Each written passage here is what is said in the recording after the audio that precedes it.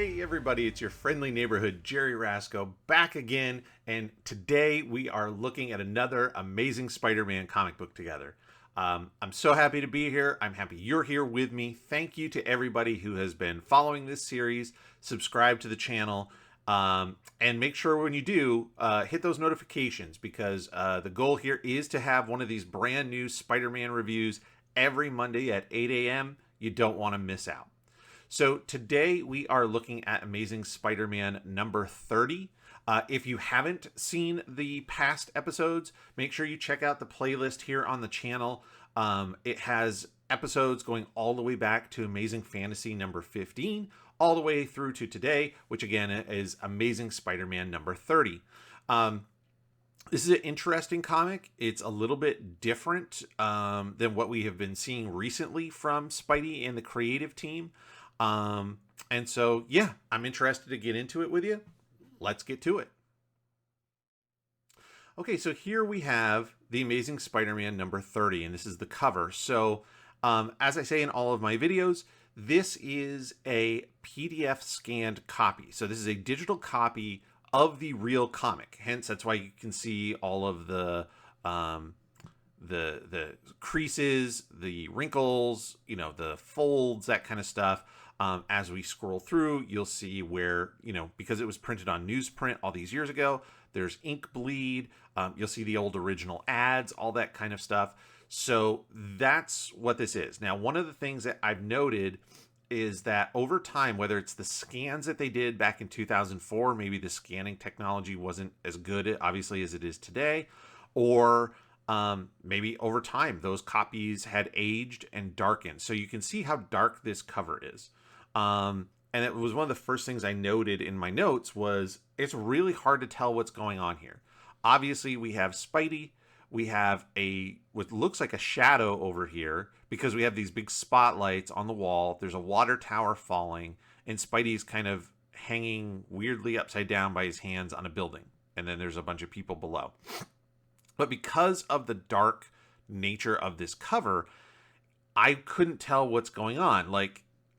Is this... So this is a shadow behind, and this is a shadow, and this is the same value. So is this a shadow? So where is this person that's on this rope hanging there, which I assume is the Cat, who is this new villain. So what I ended up doing was I pulled up a different digital copy. So what they've done is they've reprinted these issues. Like if you saw my last episode about the Amazing Spider-Man Annual number 2, that version was a digitally recolored version of the comic. So you can find those online. And so what I did here is I found, if I can find the image now, a recolored version. So you can see if somebody went in and took that original line art, lightened things up, and it suddenly becomes a lot clearer as to what's happening.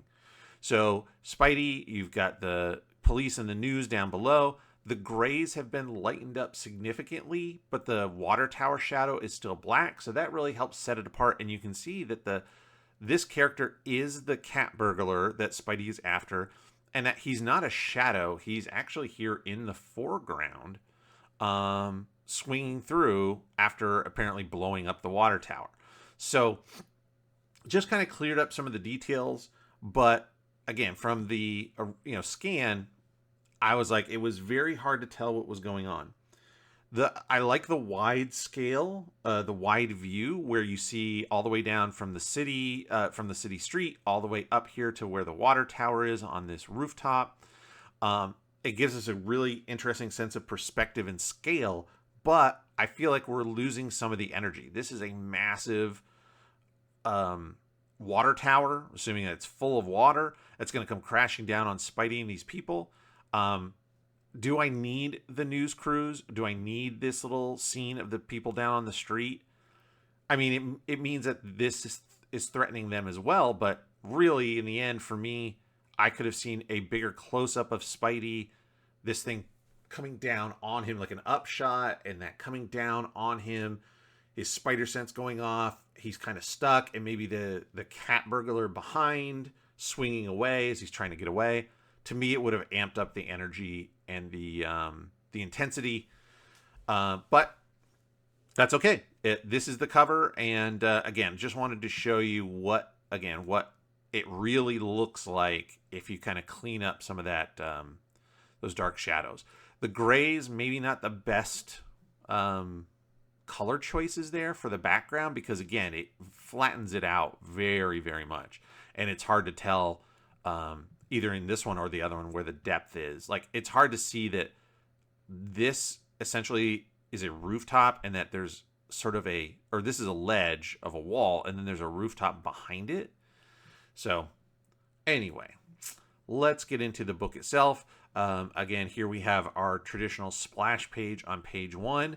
Again, kind of interesting. Little montage of all the main characters who are, in the story here that we're going to be talking about. And then some text explaining what's going to be happening. The only question that I had that I noted was, why is there so much negative space? So real quick, the difference in terms of art from positive and negative space.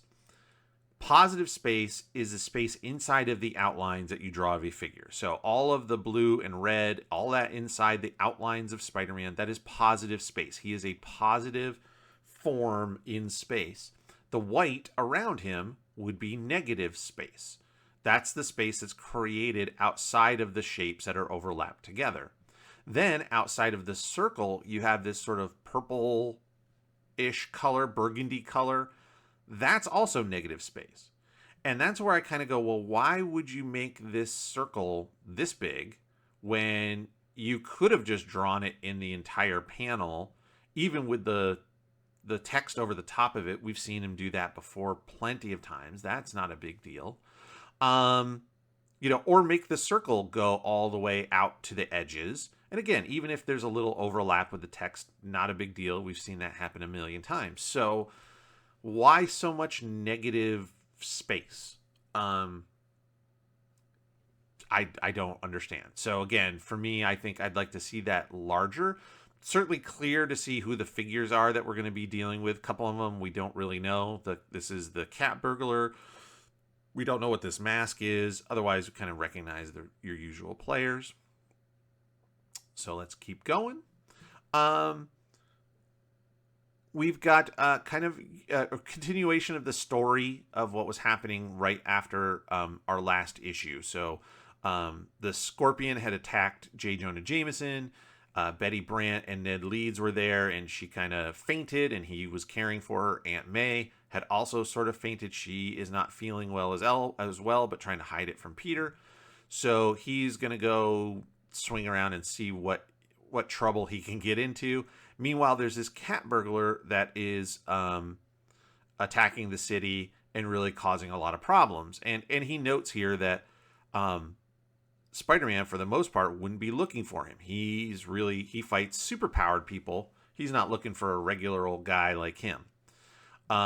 Breaks into a building, and turns out that he robs, of all people, J. Jonah Jameson.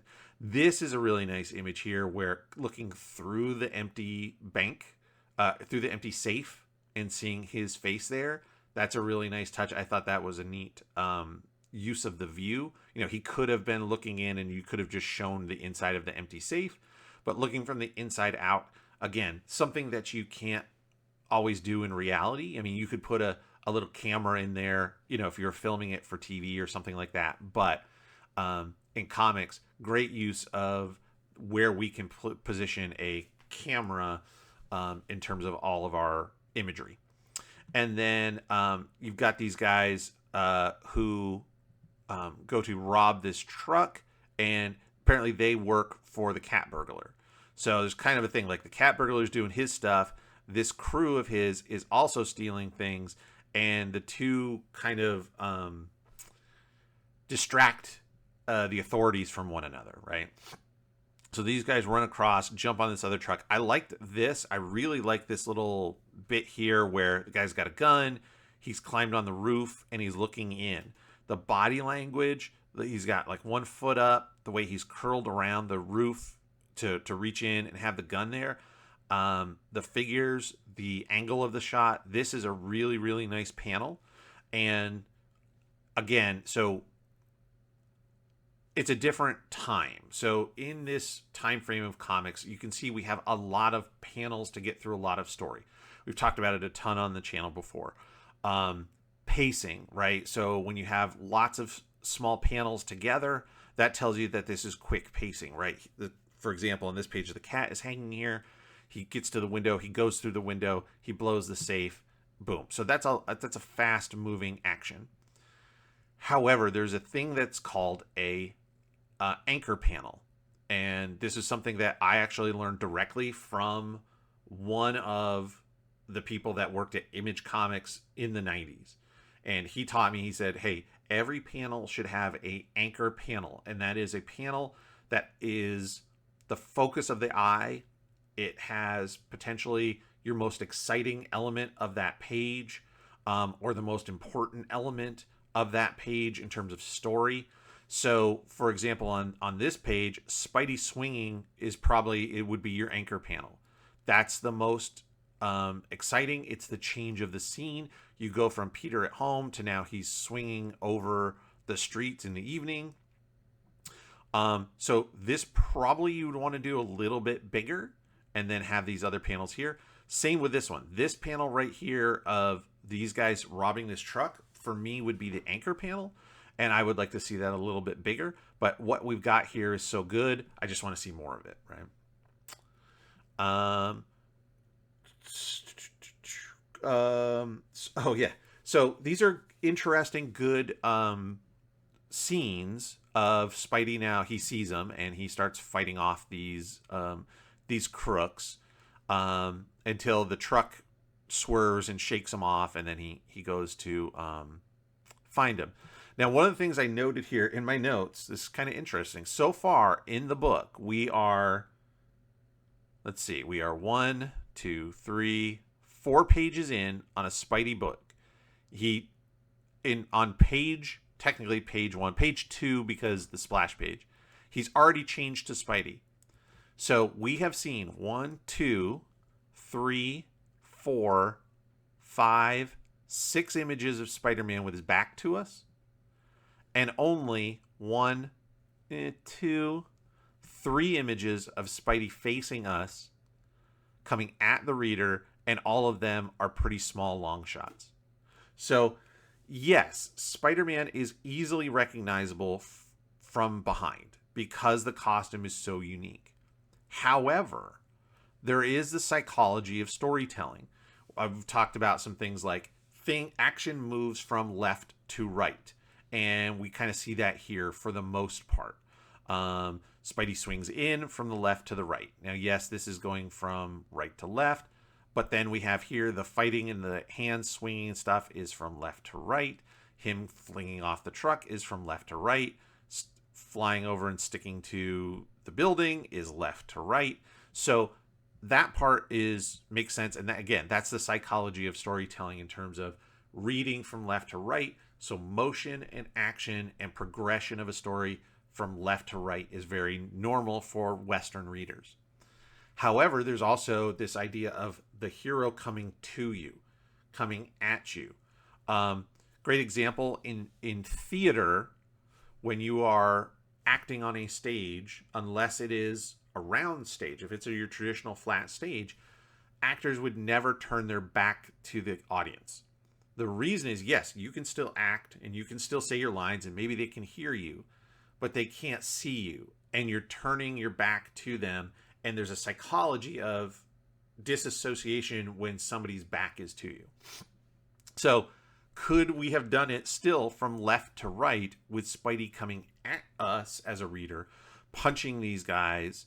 Because of the characters, who's the most important ones to have facing the reader? Is it Spider-Man or is it the villains? Clearly it's Spider-Man. So just an interesting thing that I noted. The other one thing that I'll point out that I don't remember if it goes through the entire issue or it's just a few of the pages, But there's definitely, yeah, because it doesn't look too bad here. But like this one, there's a really bad offset for the colors. So you could see like the purple, like here's a great example. Let me zoom in on that truck there and you can see it. So see where it says danger, but the red that's supposed to be in the danger is too high. Same with like this belt is supposed to be purple, but the purple goes up too high. The red goes up onto the hood there. Spidey's foot, the red on the foot is way up here. So that just means that when it printed, it was misaligned. And so the colors were printed a little bit higher than the black and white line art. So just something to note. Something that typically you don't see as much anymore in today's comics with color, with computer coloring and stuff like that. We can preview everything digitally. It's a lot easier. So just kind of an old school thing that you would find back in the day in your old comics. So these guys escape, but he'll find them. And then he finds out here that J. Jonah Jameson is offering a $1,000 reward for the capture of the cat burglar that robbed him. So Spidey hears about that and is like, sweet, I'll get him and I'll get that $1,000 and Jonah will be mad. And oh my gosh, that's great. So this is a really nice image here of the leap and the swinging of Spidey heading off. I like that one a lot. Again, great images of him hanging by the windowsill and stuff. Terrific. I did note this as well. This was interesting, I thought, in that you have the way that the color is used here. So Jonah is having these sort of fantasy montages of what happens if Spidey captures the cat burglar and then Jonah has to pay him $1,000. And so you've got like the laughing mouths and what it's going to look like. And in his mind, Spider-Man has this weird, crazy smile. He has eyes inside of his eyes. You can see his teeth and stuff. But the fact that Jonah is sort of this neutral blue color while his fantasy is in full color, I thought was really interesting. I think, for me, and again, today, colors and modern computer coloring changes the whole game. I would maybe switch that where I would have Jonah in real coloring and then his fantasy in more of a faded color version of it. But it's interesting that maybe that's just, the opposite choice certainly works and kind of maybe emphasizes the intensity of this insane fantasy that he's having. So just a neat point there. That color makes a huge, huge difference in terms of what feels real when we're reading something or when you're just looking at something visually. So is Jonah the fantasy? Is the other thing the fantasy? Obviously, Spider-Man with the fake and the laughing mouths is the fantasy, but just an interesting choice of the color there. More stuff here, your regular here, 9-panel grid, a lot of panels of just getting through kind of this transition from where we're at story-wise to what's now happening in Peter's life a little bit, and then we'll get back into the Spider-Man adventure. So,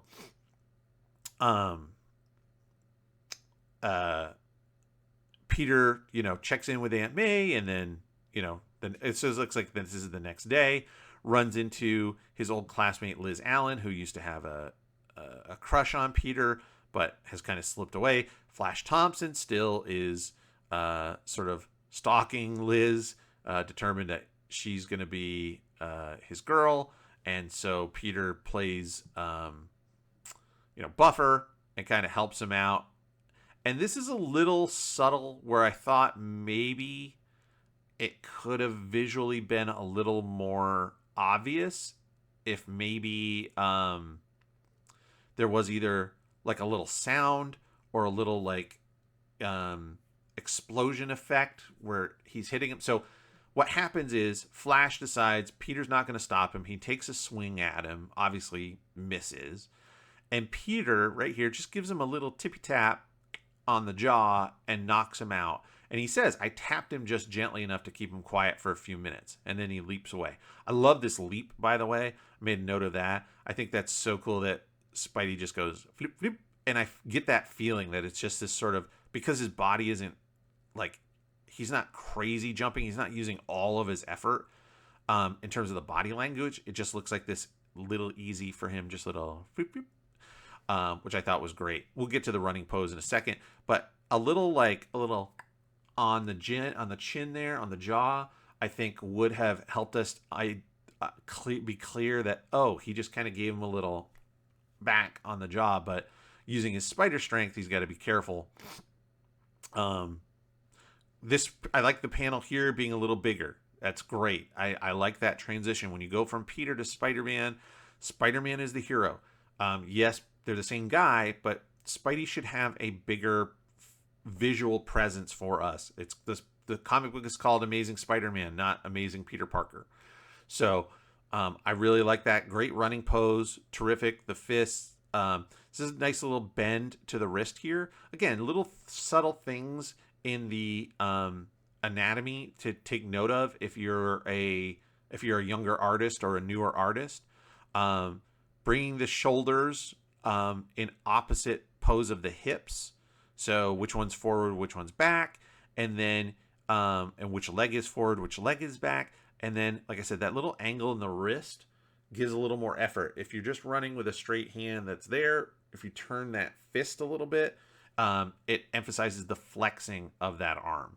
So really good. Nice. This is, again, a unique thing that you can only see Spidey do. Now, it turns out this guy is not the Cat Burglar, but he has stopped a crime, which is great. But again, this is not how, trying to think of some other heroes here. It's not how Thor would stop a villain. It's not how Captain America would come in and punch out this guy. It's not how, Iron Man would do it. Spidey comes in off of one hand, both kicks and punches the guy at the same time, in completely horizontal to the ground, and then just kind of goes, oh, and leaps out the window. Terrific action there. I really like that. Again, if you're talking about the concept of an anchor page, this punching out the villain, knocking out the bad guy, that's your anchor page or anchor panel. So again, you've got a very big grid here to get through the movement that this is happening quickly. So I appreciate that. This image could have been a little bit bigger maybe, but really nice stuff there. I pointed this out before as well, just real quick. We'll come back because it's here as well. This hint of bricks. We get so caught up sometimes as artists of drawing detail because we think that details mean that that we're working harder or that the art has more value to it if it's more highly detailed. I fall into that trap myself a lot. Or sometimes as an artist, we take on the challenge of, man, I want this to be super detailed. I'm going to draw every brick, every stone, every line. We fall into that trap. Here, this is great because it doesn't take away from the background. It's just it's little blobs of ink. Like, I guarantee you, he's not drawing a square and filling it in. He's taking a wide brush maybe and just going like that and making these shadows, but it works as a texture that we recognize as these are brick buildings. And so you see it here as well. Works terrific. So artists, don't get hung up on all the details sometimes. If you're going to spend your time on your detail, do it on your figures. Make sure that you're getting, your hair, your wrinkles in your clothing right. The way that he's leaping down, so everything is going up. The pant leg is going up. All the wrinkles are moving up. He's essentially fighting gravity, right? Gravity's coming down and everything is heading up as he's jumping down. His hair is flying up even. And Peter, normally doesn't have a real wavy, flowy kind of hair, but as he's jumping down from that wall, his hair is flying up. Spend your time on your details there. So here we have a kind of conclusion, I guess, of the Betty-Peter relationship. So, at least for now. So Ned has proposed to Betty, and she kind of, mentions the fact that, so Peter's like, oh no, I love her. I'll have to tell her the truth. If I tell her I'm Spider-Man and then I propose to her, maybe she'll marry me instead. Seems like a weird move. But he kind of mentions, he's like, let me, kind of test the waters here. So he mentions Spider-Man, and she's like, no, I would never want a man like Spider-Man. I like you because you work so hard, and you're so steady, and you're so sincere, and all this kind of stuff. And basically you're the opposite of Spider-Man. So obviously Peter realizes that's not going to work. And so there's kind of the end. But the reason I brought this up was, I mentioned some really good close-up faces here. For the most part, I think when you look at a lot of these early Spider-Man, issues, this sort of long to mid shot is what I would call it. So here, even though we're only seeing kind of Liz Allen's head, it's a small panel, so this is not a super close up compared to like this is a close up, this is a close up. So these would be considered long and mid shots. I think that's a lot of where Steve Ditko really comes into play. Is he's very strong with the long shots, the mid shots, stuff like that. However, when he has to come in and start really doing some close-ups, these are really nice. You've got up shots, which are difficult because the entire perspective of the head changes. It sort of shortens up. So the distance between like the eyes and the bottom of the nose is not what it would be if you were looking straight at a person. We've got interesting lighting effects. So you've got this shadow line here, which they've done excellent with the color, and then lit the face from this way, almost like she is the source of light. This upshot here is really good, even though it's not a close-up. That's very tough. And again, you can see how truncated the distance between the nose and eyes gets when you tip your head back. This one here, again, like there's light coming up from the bottom, and so Peter's face is shadowed where things curve away from the light. And then this other one, you can really see the sadness in his eyes as he realizes what's happening here. So that being said, he's like, okay, fine, great. Ned has proposed to you. You got, great. Good luck. I hope it all works great for you. And then slams the door, and she's like, no, why? You didn't, so Betty comes in and is like, Ned proposed to me, and he's kind of the guy, sort of the guy that I'm looking for. And he's like, okay. And then he runs out, and now she's crying, going, no, you don't understand. What, you're the guy, but this other guy has every attribute I'm looking for. Why can't you be like him? It's a crazy, ridiculous love story. I hate the Betty Brant love story. I gotta be honest with you. It doesn't work for me. There are much better relationships that Peter has throughout this series. This one just makes me crazy. Anyway, we move on to regular, more storytelling. And again, this is a nice little cartoony face of Jonah as he's talking like he might have to pay that reward money to Spider-Man, and just the look on his face is priceless. So that's a great image there. Let's see here. Yeah, I mentioned these pages here have some really good fighting. Same thing here. This is a nice upshot again of Peter, kind of interesting, where turning that head and doing that. It's a hard angle to draw a human face in. And Ditko does a great job. Good action stuff here. This is a really cool pose where he's jumping and punching to the side, leaping out of the way of the two guys shooting and both missing him. Great hands, right? So I've talked about this before as well, but if you want to bring your characters to life, study hands. Hands are a huge part of the difference of sort of drawing this sort of mitten hand or always in a fist hand versus somebody who can, people gesture and move with their hands a lot. And so, doing something like this here with these hand gestures and things is terrific. So really, really nice action there. Back to the 9-panel grid as we kind of move through, again, more story pieces of Peter dealing with Betty keeps trying to call him. Aunt May is sick, but she's trying to hide it. The cat Burglar has got his plans. He's got to try to keep up his stuff and then get rid of Spider-Man, and things are moving along. So, again, nice. This is a nice close-up of the phone, because the phone has become almost this menacing attribute where it keeps ringing, and he knows it's Betty, and he doesn't want to talk to her because he's mad, he's upset, and he doesn't want to, say something mean or yell at her. And then, the phone again here in the foreground with this big red ring, and he's like, I can't deal with it. He's got to just run away.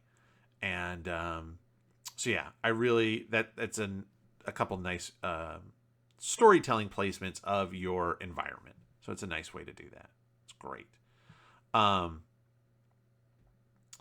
The Cat Burglar here. This one I thought was a little interesting. The Spidey here is great, by the way. We'll get to that.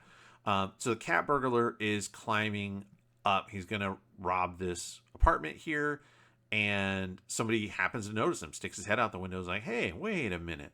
So now he's fleeing. But here's my problem with this. So what the perspective is trying to show you is that he's climbing up the building, right? Because his rope is hooked up above. Right? Because he can't climb down the building.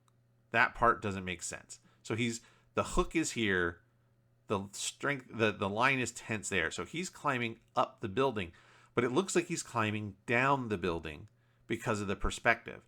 And that's because this is one where a bigger panel would have helped.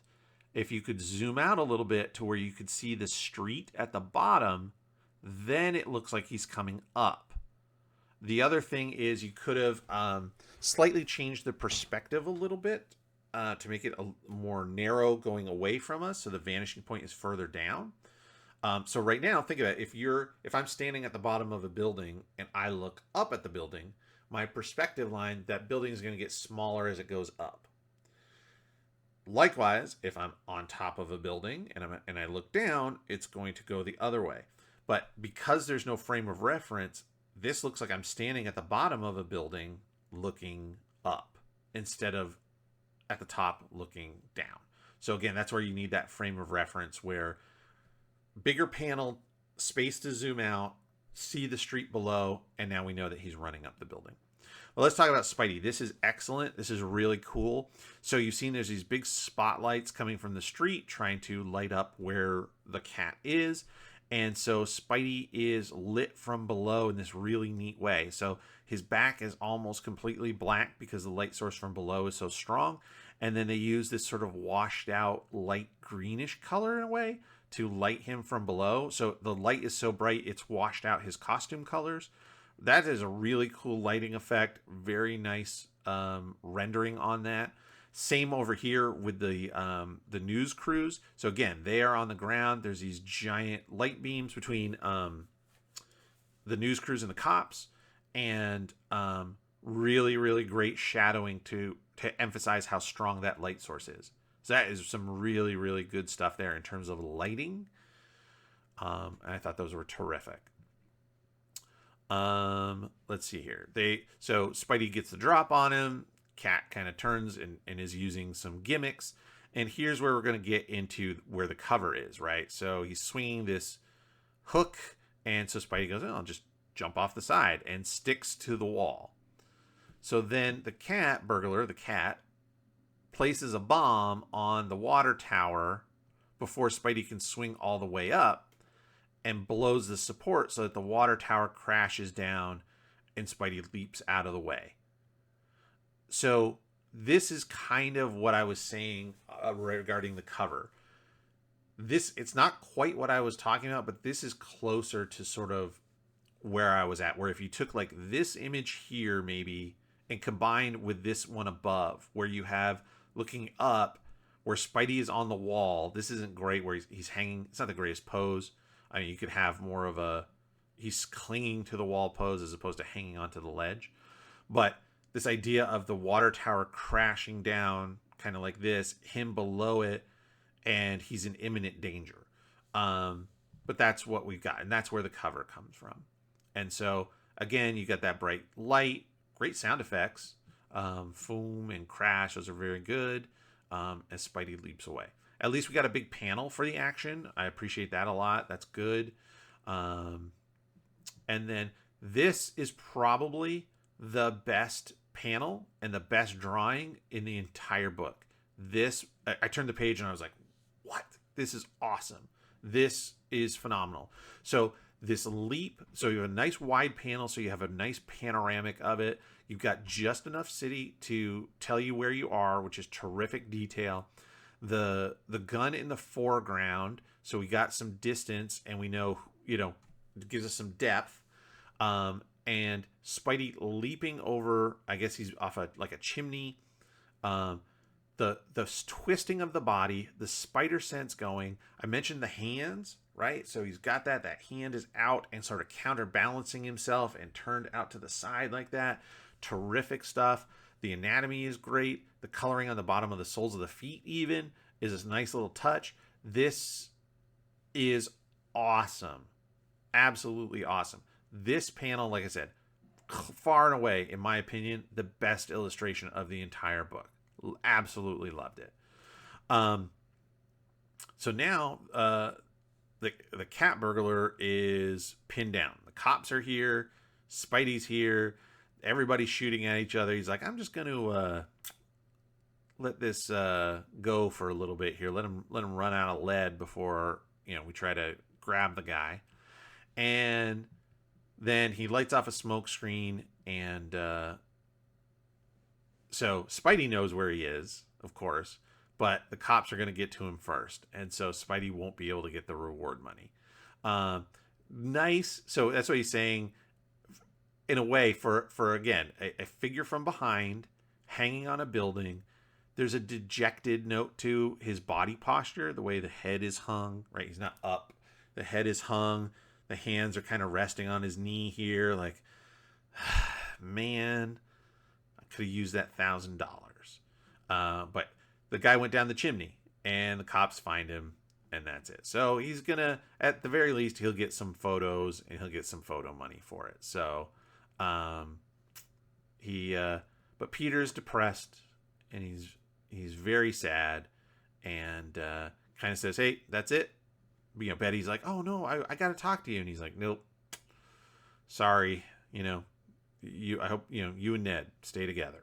And there's our trope of a dejected Peter walking away. We see it a lot. He's walking down the street. He's in his home. He's walking out of the Bugle. There's tons of places where dejected Peter is walking away. And this one, we have this nice ghost Spider-Man is what's between the two. If only it wasn't for Spider-Man, maybe he could have committed more to Betty, been the man that she wanted him to be. But Spider-Man will always be between them. And so there you go. And there's the end of the story. And we have the end of the book. So let's bring it back over to the desk here, and we'll wrap things up. Okay, so we're back, and that was the Amazing Spider-Man number 30. Interesting, plenty of action for not having any super foes, super powered villains to take on. You've got some progression of the story if you're into, the love triangle stuff, the romance aspect of Peter's life. We have some of that. We've got some plot points led up to future things, so Aunt May is continuing to get sick. How is that going to play out? Things of that nature. There's stuff going on still with Flash Thompson is still after Peter, and so they're going to go to college together. How is that going to play out? So we have some plot points on Peter's personal life, and we have a resolved Spidey story, and we'll move on to the next character in the next issue. It's a good comic. Like I said, there are some great things. I pointed out that last big image that I mentioned of where Spidey's getting shot at by the cat and swinging through the air. That panel was awesome. As a kid, I would have 100% traced that image a million times. I would have copied it. I would have studied that until I wore out the page. Like, that image was phenomenal. So some really good stuff there. There's some things that maybe I would do different, but hey, that's okay. That's why we have opinions, right? So in terms of a rating for this issue, out of 10, I would give this a 7 out of 10. It's a good issue. It's one of those, again, where other than the stuff with Betty and Aunt May, which you'll probably pick up more later, if you skip this issue and you went to the next issue and they mention the fact that Peter and Betty are on the outs because Ned proposed to Betty, you'd figure it out. But overall, good. Again, recommend it for your collection. 7 out of 10. Give it a read. I think you'll like it. So there we go. Amazing Spider-Man number 30. Thank you all for checking out the video today. I appreciate it so much. Of course, if you have the opportunity, please subscribe to the channel. I do put out these videos every Monday at 8 a.m. Make sure you click the notification bell so that you'll know when new videos come out, because we do other stuff here on the channel as well. I do post things about art techniques, art materials. I've got one so far, but I have some plans on other art book reviews that I want to do. So books about how to draw comics specifically. And then hopefully getting to some more drawing videos soon, working through some issues there, but I have some ideas on how we can do that as well. So a lot of stuff coming on the channel. Don't forget to subscribe and join us again next week for even more Spider-Man. Thanks so much.